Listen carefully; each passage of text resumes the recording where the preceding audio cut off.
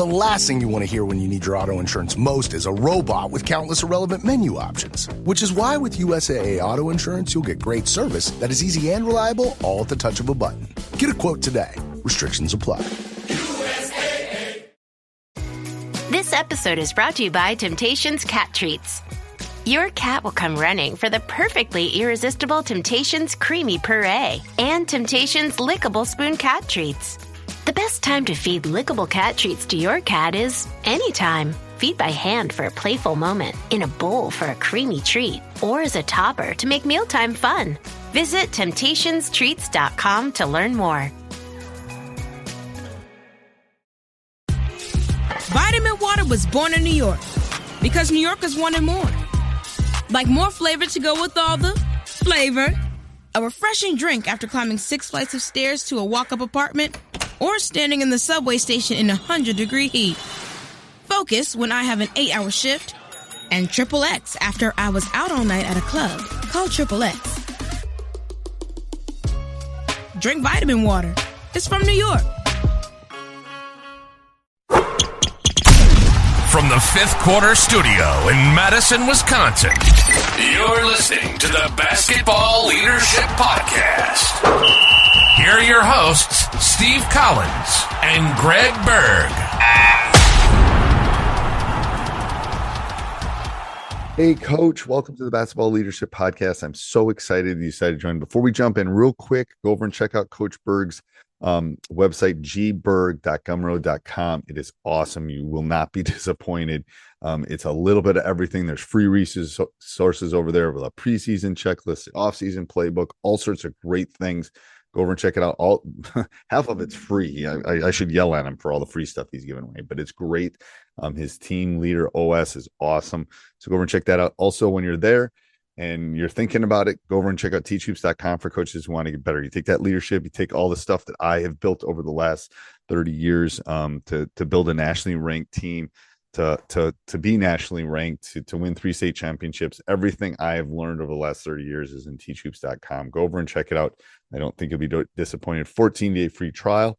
And let's head off to the podcast. Bye. Welcome to the Basketball Leadership Podcast. Coach, how are you? I'm good. How are you, Coach? I'm good. I'm excited about today's topic because it's the 5 keys to building a winning culture. And I'm intrigued, and I've had a lot of questions for you because I felt like post-COVID, our culture has had to reset a little bit. Yep. COVID had an impact on all of us. I mean, yeah, we've talked about that a lot, but I think, I start culture, we got to define it, and I think it's like defining leadership. It's the same thing. And then, so as I tried to define it, I tried to simplify it. It's a very broad term. And so for me, whether it's our school or my team, whatever it may be, but I think culture is what we allow. Culture is what we emphasize. Culture is every day. And so that simplifies it for me. It simplifies it for our team. So what do we allow? What do we emphasize in every day? And it's really important because you can't emphasize everything. We've been talking about simplicity on other podcasts. You got to pick, I'm going to say 3 things that really matter to you. But then the big one is, what do you allow?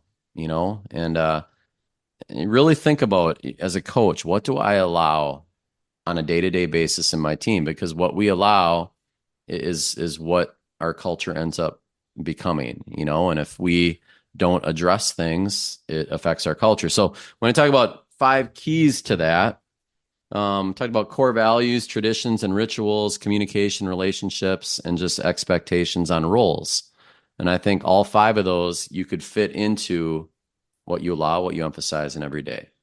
So, core values, what do you value? What's important to you? You really have to know that as a coach. Like what, for me, it's no deposit, no return. That's like something that I value. Hard work, everything is earned. It's a mindset. Positive energy is another one.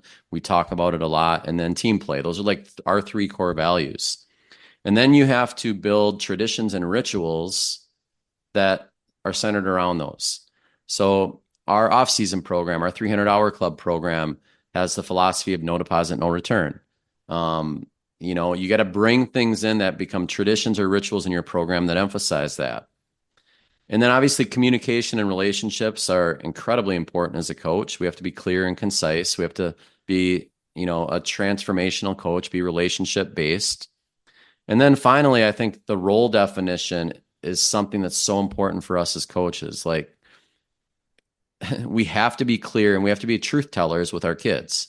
We're one of the last truth tellers, and we have to be very clear and honest on roles. When you're not, you are going to deal with the consequences of that. So those 5 in a nutshell. It's strengths and realities is what I refer to it. Not strengths and weaknesses. It's strengths and realities. Yeah, and that's a great phrase. I like that. You have to talk about that with them. We were just last week we were talking about the my coaches retreat. It's like we went through and we talked about when we do this, and we do this after we pick the team. We do the initial role, and then we play a couple against stats teacher. Then we play a couple games, so I have some data. Yeah. And then we have another role setting, and then we do another one in the midseason, and then we do one right before tournament, because you can't just do it once, coaches, when you're doing that, when you're setting roles and stuff. Because first of all, they shift, and then you want them to move along with, things change. Yep.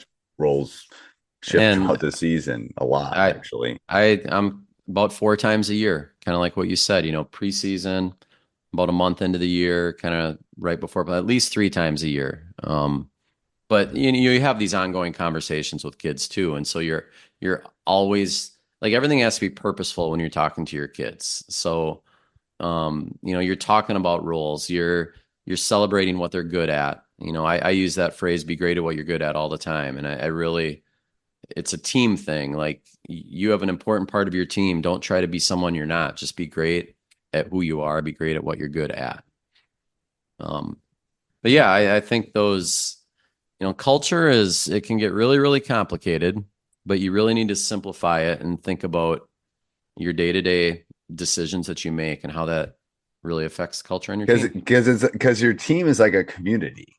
And every culture, it's a family, it's a community. It's all that, and all those have we all have traditions. We have holiday traditions. We have family traditions. It's like all those things. We have expectations. Like, my kids had expectations growing up from me and my mom is their mom. So all that matters, but it's what you expect. I'll give you, as an administrator and a teacher, they gave me a first hour for the first time in like 15, 20 years. Mm-hmm. And my expectation is you're in my class on time. That's my expectation. Absolutely. Yep. And I teach seniors, and first hour tends to be a little tricky for them. And I just tell my coaches, I had a couple of students, one was late because of an accident, and one couldn't find their keys.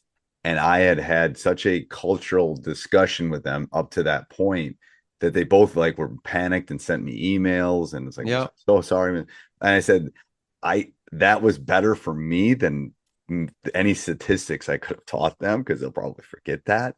But they, there's a great video we watch about being on time, and about, what does it mean? And it's not just about being on time. It's about the other person's time. And it's about, and for me, it's more about, I don't want to take the distraction away from everyone else because you show up late and then I got to da. Yep. So it's a respect thing. But that's a cultural thing I've set up in my room, that it's like, no, you got to be on time. Like, Yeah.